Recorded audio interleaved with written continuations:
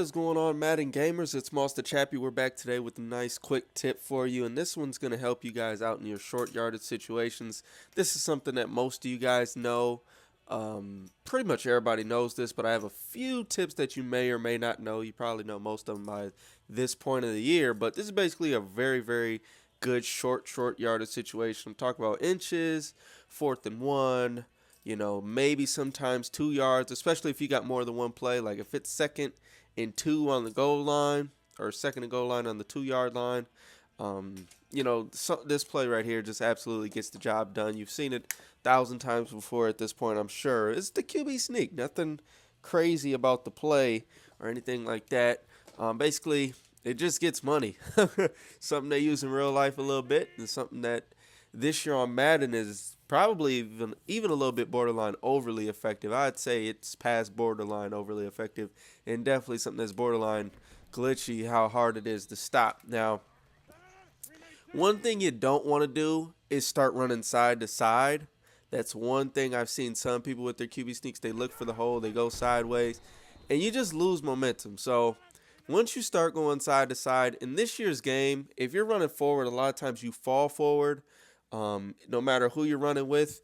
But if you're running to the side or towards the sideline as you get hit, or you stumble on somebody as you're going sideways, like as you can see here, you just stumble sideways and you end up falling short of your overall goal, which is to get into the end zone. So if I was actually running forward here, I would have stumbled into the end zone. So that's the big difference there. You got to make sure you avoid the left and right as much as possible. Maybe go a little bit left or a little bit right if you see a hole, and then immediately go back straight to forward. And a lot of times you can just run behind that center. And as you can see there, we're just running forward and we get tackled into the end zone, running forward here, and our center just takes us into the end zone. So a lot of times that just works. So stay forward as much as possible on this play. The next tip I got for you guys, something that not everybody does, but especially if you have a backup QB that's decent, as we'll see here, or mobility-wise is decent, like the Packers have Seneca Wallace. He's even more athletic than Aaron Rodgers, 83 speed. He's about the same strength. Agility's higher. Excel's about the same. So, those types of things, trucking, elusiveness, ball carrier, stiff arm, spin, basically all the running attributes. He has a little bit better than Rodgers besides carrying, but carrying really doesn't matter on the QB sneak. If you're going to fumble, you're going to fumble. If you're not, you're not. It's not going to matter which quarterback you have. But what I'll do is I'll use the backup QB package. And the reason I do this is because you have a more athletic guy in there. But the second reason I do this, and which is probably, in my opinion, the bigger reason to do it, is that you don't want to get your guy injured.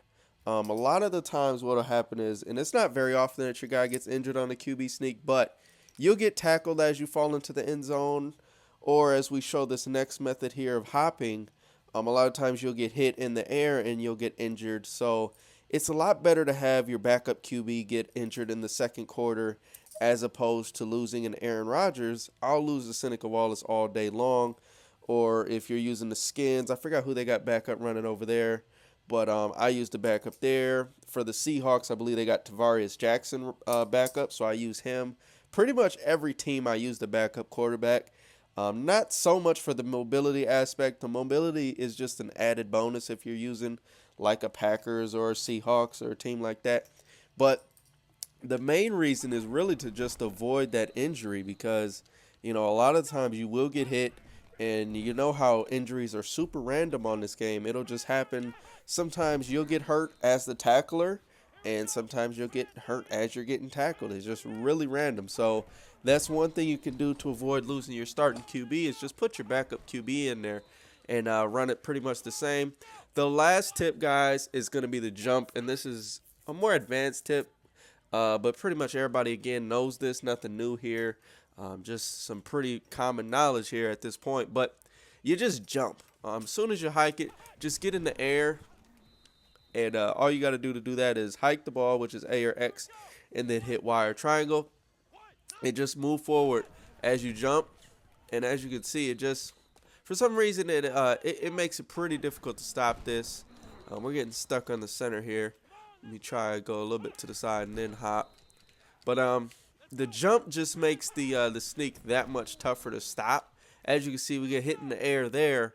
And even though it didn't look like we were going to score, because we got hit in the air, we're already going forward and we end up falling into the end zone. So that there just makes it that much tougher to stop with the QB sneak. Now with the hop, you do have a chance of fumbling, so it's not something I recommend doing near midfield. So if it's like 4th and 1 or 3rd and 1 on the 50-yard line, not something I would do unless you really have to get that first or it's late in the 4th. But if it's you know, here on the goal line, the hop is definitely something you should probably do every time, because it makes it that much tougher to stop. See, that time we didn't get the hop off and we took a big hit, but as you get that jump down, you get that timing down, you just consistently get into the end zone and move the chains on those short yardage situations. So definitely try these tips out. Try out the hop. Try out using your backup QB. Hopefully those tips will help you guys out, and hopefully help you guys out in these short yardage situations. This is a real quick tip. Hopefully most of you knew this already, but for the few of you that don't, this is definitely something that you're going to need to know. Definitely something that can help you out. Also, learn how to stop this. Not as many people know how to stop this. We may be putting out a few strategies to slow this down a bit.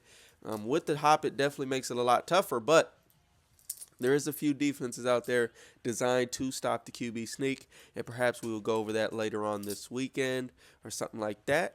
But again, guys, definitely something you're going to want to know and definitely something you're going to want to utilize. Even though everybody uses it, it's just one of those things. If if it ain't broke, don't fix it type thing. So definitely invest in that QB sneak, and if it's short yardage situation, definitely something you can go to.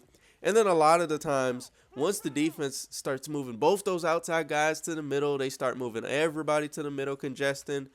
A lot of the times, you've seen some people get the play actions off and get those to work. You've seen people run the power O and get that to work. So a lot of the times when they just overstack that middle, that's when everything else opens up in the goal line formation. So the QB sneak as a base definitely can be something that can be utilized, and then it'll open up everything else. Now be careful if you're going to run anything other than the sneak not to lose any yards, because if it's 3rd and goal on the 1-yard line, you run a play action and get sacked, or if you run a toss and you get hit in the backfield and lose 4 yards, that is a lot more difficult to make up than on the 1-yard line itself. So I've let this video go on long enough. Be sure to subscribe for more and leave a thumbs up. Hopefully you guys did find this video a little bit helpful, maybe learned a thing or two. But until the next time, guys, we gone.